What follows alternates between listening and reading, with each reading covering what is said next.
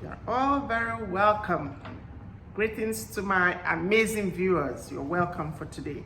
And the topic I have for discussion today is the title is Freedom Brings Opportunities for What? So it's actually a question. Freedom brings opportunities for what? When there are a group of people or association, association of people, could be a church, could be mosque, could be a club, it could be a company, it could be anything. That group of association, usually they have like guidelines or protocols or things they have to follow that governs the group of people. So recently I was in a concert, a musical concert, and on the wall, they wrote, they said, do not take pictures with a camera that has a flash.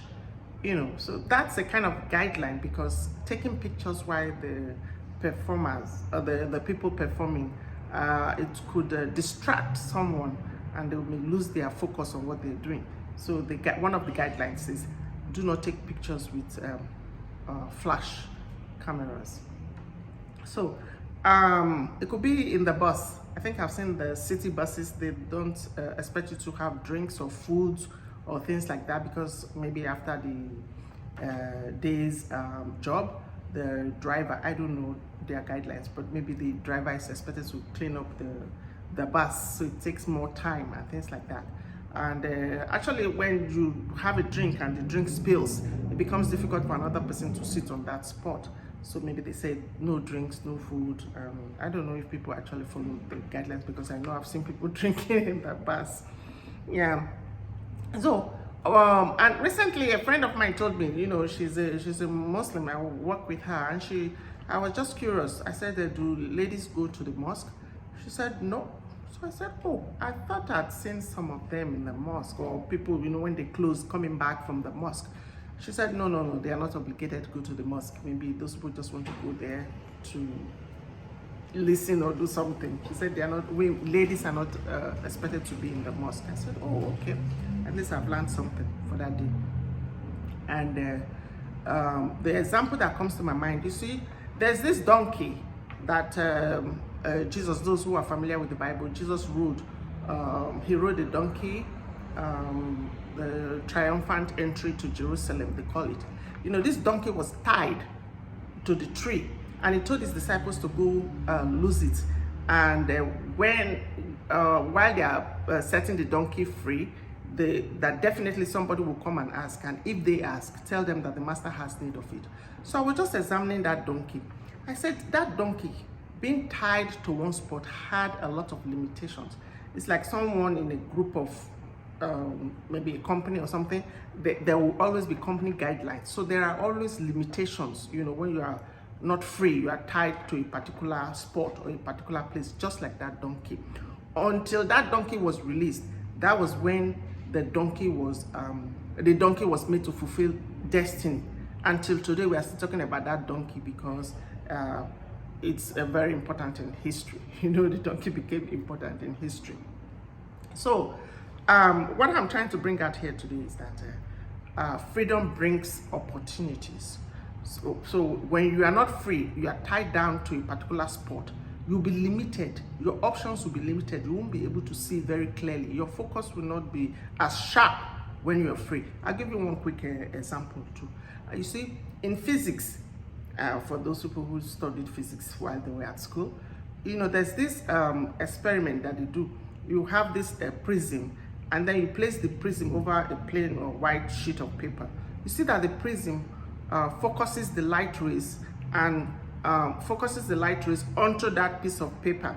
If the paper were just lying flat, maybe in the grass or in the lawn or somewhere, it's not going to burn. But once you place that prism over that paper, the prism focuses the light, and then there's a lot of intensity of light rays on the paper. You actually see the paper burning.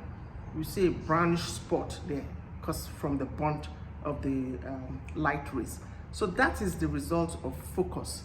And freedom propels you to fulfill destiny. Freedom brings options. So when you're not free, you're not tied to one spot like the donkey, because when the donkey is tied to the spot, it's limited for the type of food it's going to eat. It's limited in terms of what other animals is he going to see? Just the few animals that will walk by, or the birds that will fly around where that donkey was tied. But the very moment the donkey was set free, the limitations are removed. That's what I'm trying to say. So the limitations are removed. So freedom propels you to fulfill destiny, and freedom gives you ideas, options that you never knew that were in existence. Just because you now became free, you can now see clearly. You have a sharper focus. So, but freedom definitely will raise an alarm by the leaders or the rulers or those who are governing you. Just exactly like the donkey, there was an alarm that was raised. The people asked the disciples, "Where are you taking that donkey to?" And they gave them the answer that the master had need of that donkey. So also when you are trying to be free because you want to have better options or various options, people will tend to stop you. You know, there will always be limitations. There will always be alarm to be raised by those who want you to continue to remain loyal, you know, in perpetuity, you know, to be tied down like that donkey. They will always raise an alarm, and those are the opposition. So you don't need to be scared of the oppositions, right? So when you look at your options and you think that you are convinced that, yeah, this particular option is good for me, go for it, because that's where you have destiny to be fulfilled. Yeah, so freedom gives you a sharper focus. That's what I'm trying to bring. Freedom gives you a sharper focus to be able to see other options, and then you might have a better option and better result, thereby fulfilling destiny in a more grandiose way. That's all I have for you today. Please, if you have not yet subscribed to my channel, like, share, subscribe, share it to as many friends as you wish. And yeah, that's all I have. I just hope you're going to have the better part of the week. Just enjoy your week. Thank you very much. Shalom. See you very soon. Bye for now.